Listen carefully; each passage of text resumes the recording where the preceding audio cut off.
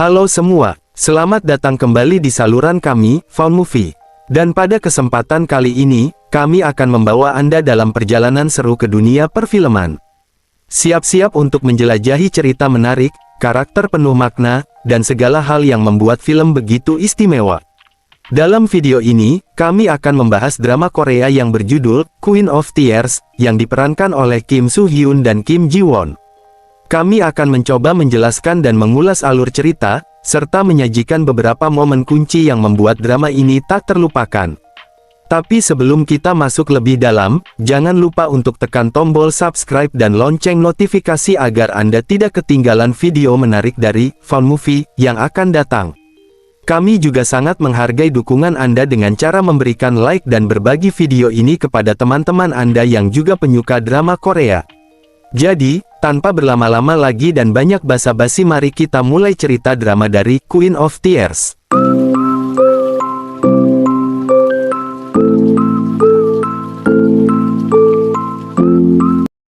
Episode 1 Queen of Tears dimulai dengan pemeran utama kita Baek Hyun Woo dan Hong Hae-in yang muncul dalam sebuah film dokumenter tentang tokoh-tokoh terkenal yang mengungkapkan kehidupan pribadi mereka. Keduanya mengenang hubungan mereka, namun terlihat jelas bahwa hubungan mereka sedang mengalami masalah. Bahkan bagi para pewawancara, kita melihat bahwa keduanya bertemu saat mereka bekerja untuk grup Queens ketika Hae-in mulai magang. Hae-in, sebagai seorang putri chaebol yang khas, benar-benar bodoh dan menjengkelkan, yang membuat Hyun Woo membantunya, karena mengira dia akan dipecat. Sementara itu, Hae-in salah mengartikan sikap baik Hyun Woo sehingga percaya bahwa Hyun Woo menyukainya. Perlahan-lahan, Hyun Woo mengakui bahwa dia menyukainya, memberinya payung di hari hujan sementara dia dibiarkan basah kuyup karena hujan. Ironisnya, Hae-in tercengang saat supirnya datang. Kita kemudian mengetahui, seperti yang diingat Hae-in, bahwa Hyun Woo mengundurkan diri dan menghantui dirinya setelah dia mengetahui siapa Hae-in, pewaris kelompok Queens. Namun, Hae-in secara dramatis mendatangi Hyun Woo di kampung halamannya dengan menggunakan helikopter dan meyakinkan Hyun Woo bahwa dia tidak akan pernah membiarkannya menangis.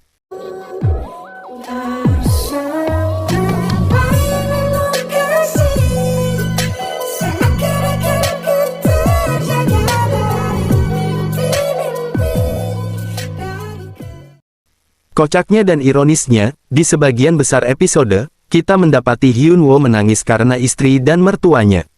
Pada saat ini, wawancara berakhir dan dibalik Hyun Woo yang tidak yakin bahwa dia masih mencintai Hong Hae-in, kita mengetahui bahwa dia ingin bercerai. Kita ditunjukkan dengan Hae-in dan Hyun Woo, yang baru saja menikah setelah 3 tahun menikah. Kepribadian dan posisi sosial mereka sangat bertolak belakang satu sama lain. Hong Hae-in bersikap dingin dan menjengkelkan seperti biasanya, sebagai Presiden Departemen Store Queens, sementara Hyun Woo, Direktur Hukum Grup Queens, bersikap baik dan penuh perhatian terhadap orang-orang. Hae-in memanggil Hyun Woo ke kantornya dan tidak hanya memarahinya tetapi juga memerintahkannya untuk mengusir merek-merek yang tidak berkinerja baik dari Departemen Store tersebut di tengah-tengah protes Hyun Woo. Kita dapat merasakan banyak ketegangan dan kebencian dalam pertukaran mereka satu sama lain. Kembali ke kediaman Hong, kita mendapati bahwa sebagian besar keputusan diambil oleh orang tua Hae-in dan Hyun Woo tidak memiliki kekuasaan atau suara atas apapun. Mereka meminta Hae-in dan Hyun Woo untuk memiliki seorang anak dan adik laki-laki. Hae-in, Hong Soo-chol memaksa Hyun Woo untuk melakukan tugas hukum yang sepele untuknya, dengan tidak menghormati yurisdiksi dan otoritas Hyun Woo. Begitulah cara dia diperlakukan oleh seluruh keluarga Hong. Setelah pertemuan keluarga, Hyun Woo mengkonfrontasi Hae-in tentang anak itu, yang acuh tak acuh seperti biasanya. Hyun Woo meninggalkan kediaman Hong dan bertemu dengan temannya, Kim Yang-ki, seorang pengacara.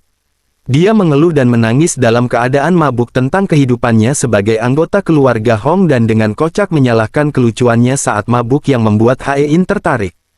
Kita juga melihat ada dua orang pria mengikutinya setiap saat, memastikan bahwa dia tidak melakukan sesuatu yang akan merugikan perusahaan.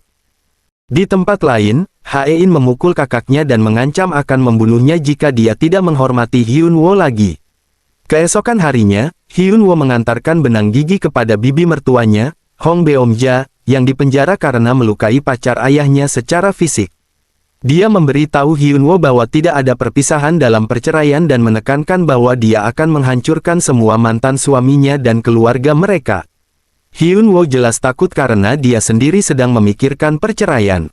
Kemudian, hari itu adalah hari peringatan mendiang istri ketua dan nenek Hae-in. Kami menemukan bahwa ketua, Hong Men-dae, memiliki pacar muda bernama Mo Sel-hee. Di rumah tangga Hong, semua menantu menyiapkan persembahan upacara. Kita menemukan Hyun-woo bersama dengan menantu keluarga Hong lainnya di dapur rumah, menyiapkan berbagai jenis makanan sementara putra-putra keluarga Hong tidak pernah benar-benar membantu. Pada saat ini, ketika Suchol mempersembahkan soju untuk neneknya, Beom-ja memasuki upacara tersebut dengan mengenakan pakaian bermotif macan tutul, dan menciptakan adegan yang menyatakan bahwa Mo Sel-hee adalah alasan di balik kematian ibunya. Selama upacara peringatan, hanya Hyun-woo yang berpartisipasi sebagai kerabat langsung keluarga Queens, sementara menantu lainnya, yang merupakan suami dari sepupu keluarga utama, tetap berada di dapur dan tidak diizinkan untuk berpartisipasi dalam upacara tersebut. Para menantu mendiskusikan betapa menyakitkannya menjadi bagian dari keluarga Hong karena mereka diperlakukan sebagai budak dan dipaksa untuk menghadiri semua acara pada hari libur, upacara, dan sebagainya, tidak pernah bisa bertemu dengan keluarga mereka sendiri. Kita juga menemukan bahwa hari itu adalah hari ulang tahun ke-60 ayah Hyun-woo dan dia bahkan tidak bisa mengunjunginya. Ayah Hong Hae-in, Hong Beom-jon meminta Hyun-woo untuk mempermalukan seorang direktur yang keluar dari grup Queens karena ayah Hae-in mengatakan, "Aku tidak pernah membiarkan mereka yang berpaling dariku pergi dengan utuh." Hal ini menjadi ancaman bagi Hyun-woo, yang sedang berpikir untuk bercerai lagi. Kemudian, Hyun-woo mengunjungi seorang dokter dan secara lucu menceritakan kisah perjuangannya. Dia menekankan bagaimana dia hidup dengan semua mertuanya dan bagaimana istrinya adalah bosnya dan dia tidak pernah punya waktu untuk dirinya sendiri. Dokter berempati padanya dan memberikan beberapa obat. Hyun memeluk dokter itu sebelum pergi. Di tempat lain, kita bertemu dengan Grace Go, sekretaris pribadi yang bertanggung jawab atas urusan keluarga kelas atas. Ia merasa kesal dengan seorang wanita yang mengatakan bahwa kemampuan Grace berkurang karena Hong Hae-in tidak menikah sesuai dengan pilihannya. Pada saat ini, Hae-in muncul dan bersikap dingin terhadap Grace. Grace yang kesal dengan sikap Hae-in, mencoba menyulut api dengan mengatakan kepada Hyun-woo bahwa Hae-in tidak memasukkan Hyun-woo ke dalam surat wasiatnya. Di kemudian hari, Hae-in menerima telepon dan meminta Hyun-woo untuk pergi ke suatu tempat bersamanya, tetapi Hyun-woo, setelah kunjungan Grace, menolak dan dia pergi ke kampung halamannya. Dia memberitahu orang tua dan saudara-saudaranya bahwa dia akan menceraikan Hae-in. Jelas bahwa orang tua dan saudara-saudaranya tidak ingin dia menceraikan Hae-in karena Hyun-woo membantu mereka secara finansial. Hyun-woo kembali ke kediaman Hong dan membawa surat cerai ke kamar Hae-in. Tepat sebelum dia akan menyampaikan berita itu, Hae-in menyatakan bahwa dia sedang sekarat dan dokter mengatakan bahwa dia hanya memiliki waktu 3 bulan lagi untuk hidup. Hyun-woo terkejut dan berubah 180 derajat dengan menekankan betapa dia sangat mencintainya dan menangis. Kita melihat sebuah klip dari pernikahan Hyun-woo dan Hae-in. Hyun-woo berkata bahwa dalam waktu 10 tahun, dia akan tetap mencintai Hae-in. Hae-in marah karena dia akan terlalu sibuk untuk menonton ulang video pernikahan mereka, tetapi dia mengatakan bahwa Hyun-woo pasti akan tetap bersamanya dalam waktu 10 tahun lagi dan episode pun berakhir.